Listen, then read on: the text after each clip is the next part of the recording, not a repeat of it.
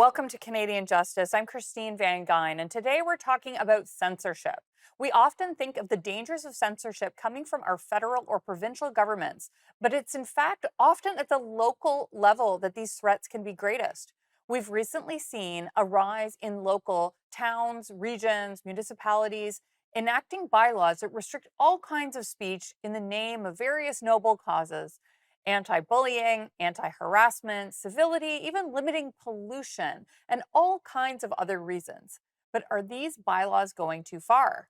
Today, we're going to be joined by two lawyers who think that they are, and they are taking one municipality to court over it.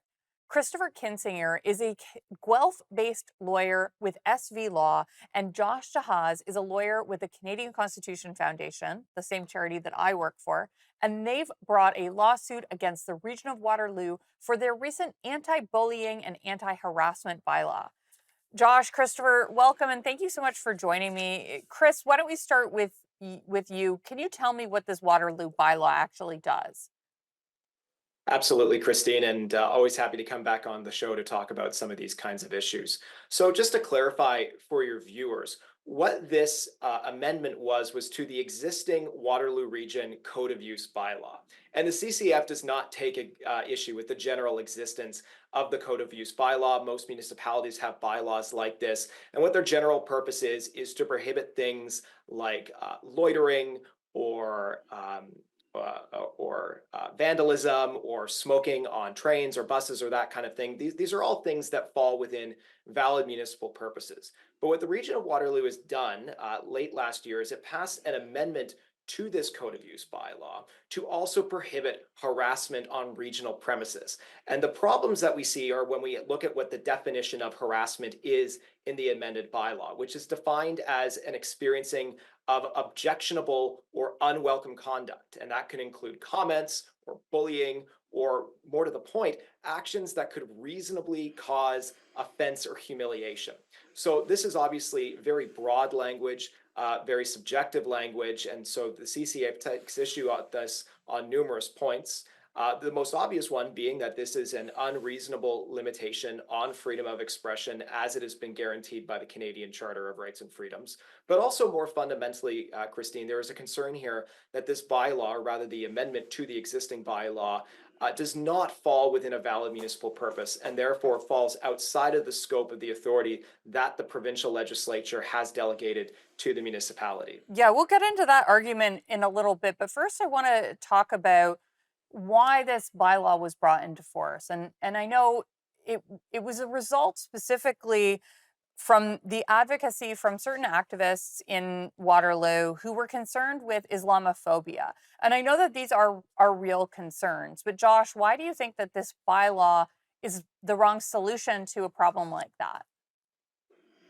Yeah, so this bylaw was recommended by Muslim advocacy groups after a number of disturbing incidents where Muslim women who wear hijabs were harassed or in some cases even assaulted in certain parts of Canada.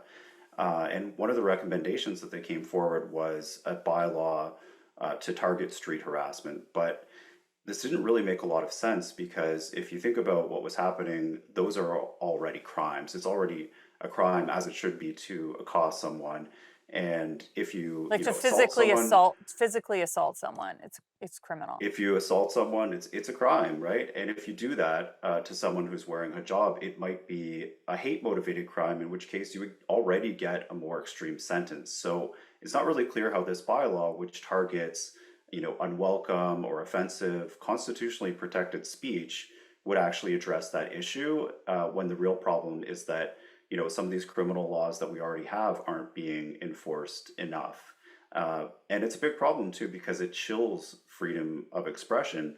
We know from the council meeting where this was passed that there were Muslim members of the community who protest on various issues, and they themselves were concerned that with this new bylaw, where bylaw officers can ticket you because you make somebody else feel unwelcome or say something someone subjectively finds offensive, that they will no longer be able to go out and exercise their free speech. Now, Josh, just to be clear, this bylaw applies on certain parts of city property, right? It wouldn't just apply walking down the sidewalk? So no, it would apply on regional property, but that includes a lot of spaces. It includes the regional headquarters where they Hmm. meet and certain parks. It would apply on transit Hmm. buses. So it's a pretty wide swath of property. Right. Yeah. Pretty concerning. We've got to go to commercial break, but we will be right back.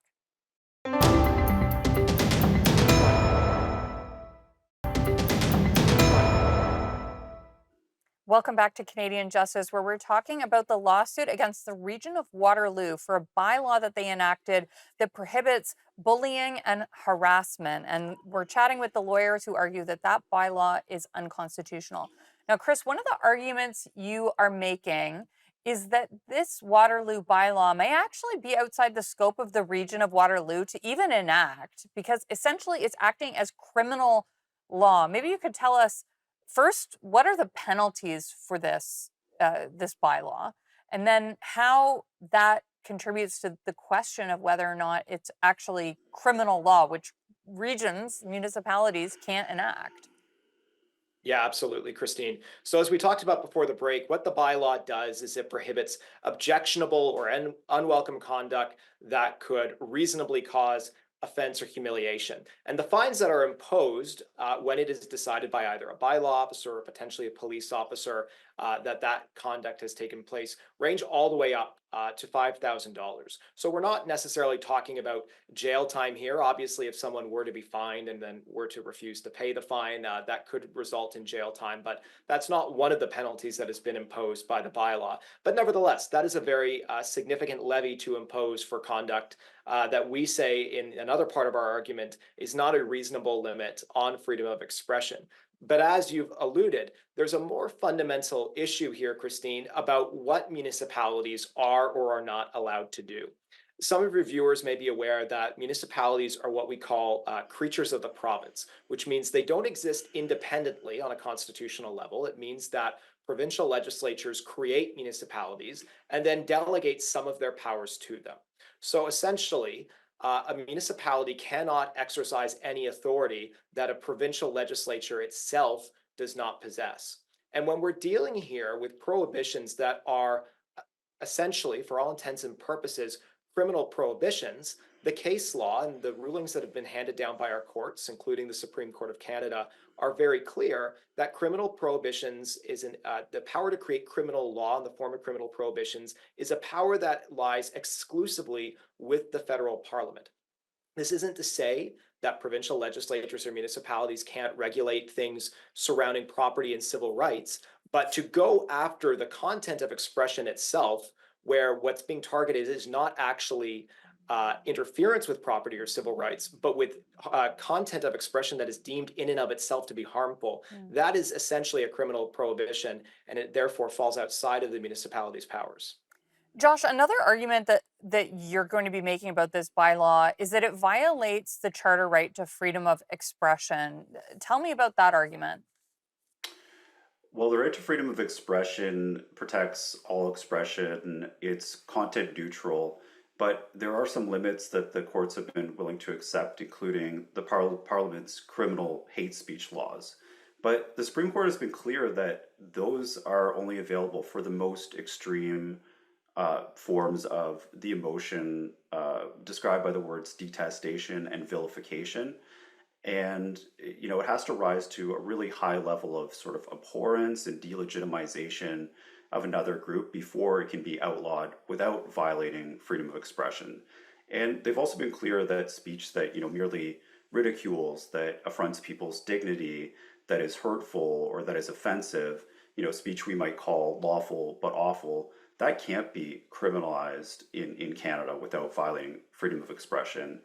And people are sometimes surprised that offensive speech is constitutionally protected, but it does make sense because we know throughout history that the powers that be often will say a speech is offensive in order to shut it down, to shut down their political opponents.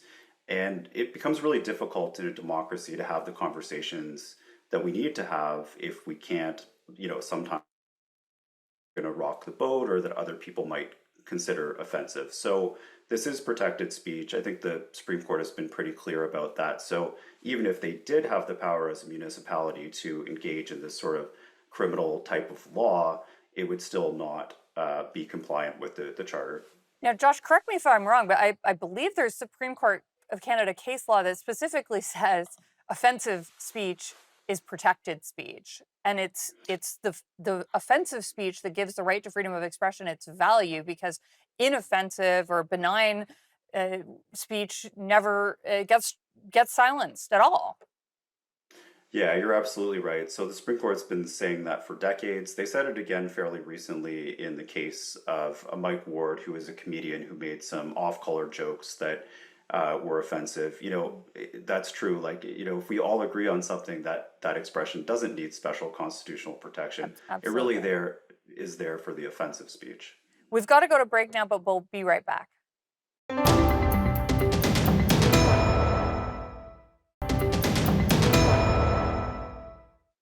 Welcome back to Canadian Justice, where we're talking about a bylaw by the region of Waterloo that prohibits bullying and harassment. We're chatting with Chris Kinsinger and Josh Dehass about their lawsuit against the region for censorship.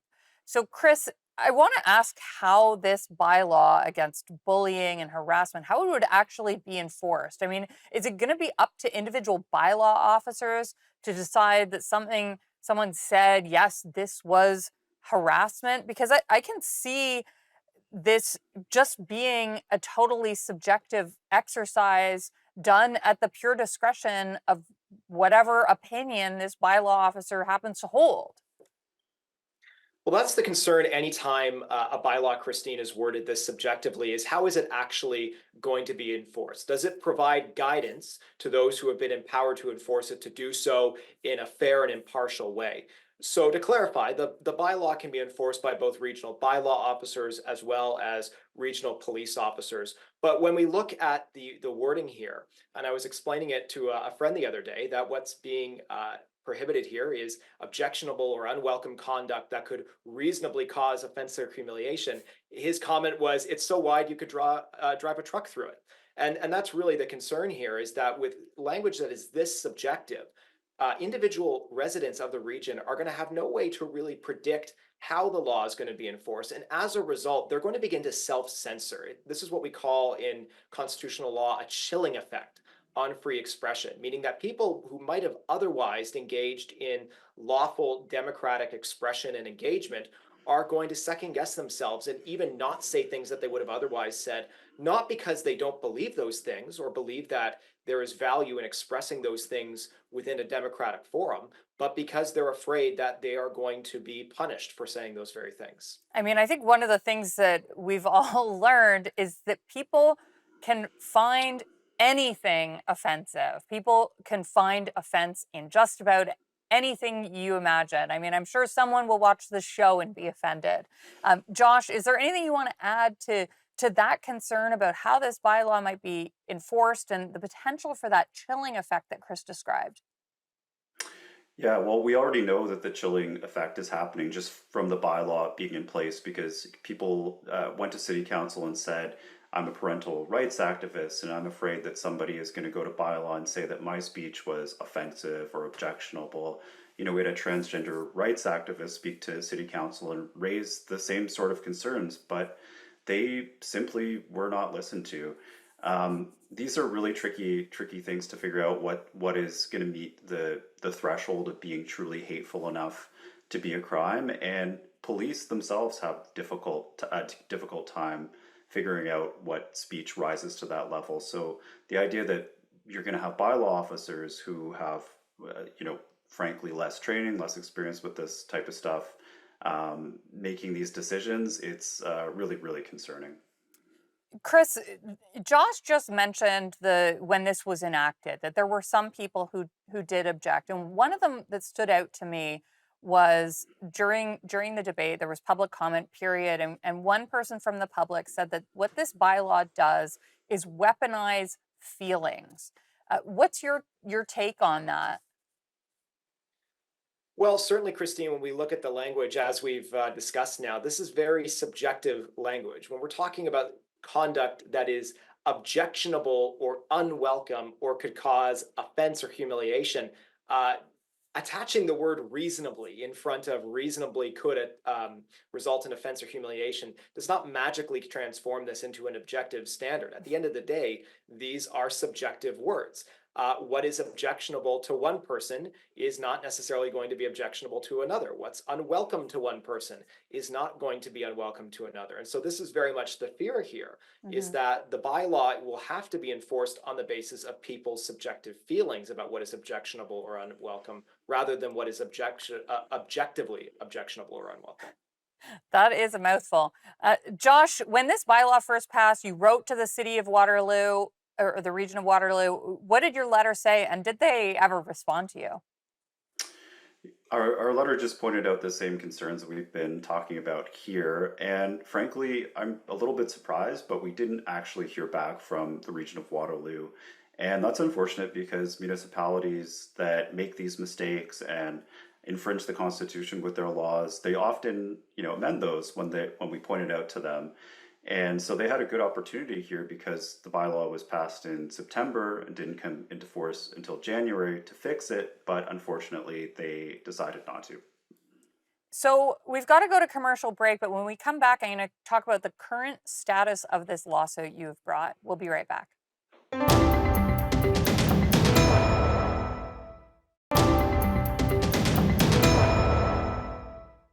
Welcome back to Canadian Justice, where we're talking about censorship by municipal governments and a lawsuit against the region of Waterloo for a bylaw they enacted that prohibits bullying and harassment. Now, Chris, you filed that lawsuit on behalf of the Canadian Constitution Foundation, which is the same charity that Josh and I work for. What has happened next? Have you had a response? What is the status of the claim? So as you know, Christine, the gears of justice in these kind of cases tend to turn fairly slowly. So this is not an issue that is going to go away overnight.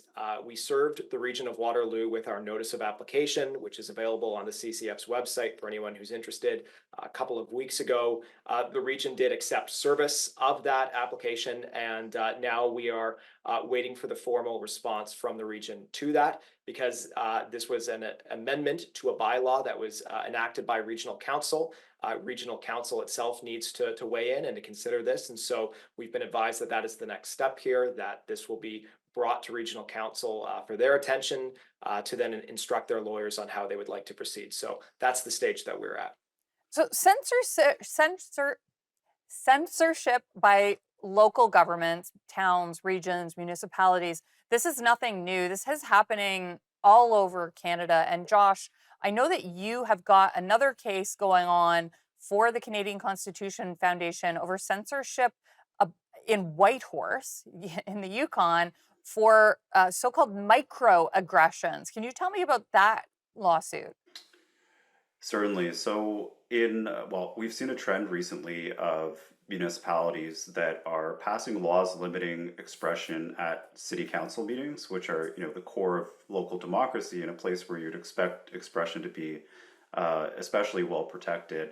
And these are, civility bylaws or civility policies is what they're called. And Whitehorses struck us as especially infringing on freedom of expression. So what it does is it says that if you come to council, you can't engage in microaggressions, which is defined in the law as subtly or in some cases unconsciously offending a marginalized group or discriminating against a marginalized group. So even subconscious, unconscious thoughts are now going to be considered uncivil. But more importantly, in some ways, it also bans messages that the chair of the meeting decides are disrespectful, offensive, or detrimental. And this includes buttons, t-shirts, non-religious headwear, so things like keffiyehs potentially. And it's fairly obviously unconstitutional to do these types of things, because you need to be able to go to city council and express yourself in these ways. Now, Josh, I know that we often think about censorship. We think about things that the federal government is doing. For example, Bill C-63 has big risk of censorship. We might think of things that the provincial governments are doing. But, people underestimate the dangers of censorship done by local governments. Can you tell me about why these, what we call local tyrants, are such a big problem? Yeah, it's been a real trend in recent years that municipalities are the ones, fast and furiously limiting speech with their bylaws. And I think there are a lot of people that are very well-meaning and that want to provide a public service. So they, in some cases, volunteer on municipal councils. In other cases, they're paid to be there. And they may not know a lot about how the charter works and how to protect free expression, but in some cases, they're also a little bit tyrannical. At the CCF, we sometimes call them the petty tyrants because they get a little bit of power and they decide that they're going to enforce their point of view on other people. And so we've seen this proliferation of, codes of conduct and civility policies, and it's a big problem at the local level. Yeah, we've had a number of cases actually of municipal councils banning people from putting signs on their lawns, including election signs, which, I mean, that is just clearly a self-serving move, in my opinion, designed to prevent these politicians who enact the bylaw from their opponents' advertising. That's all the time we have. Thank you both, Chris, Josh, so much for joining us.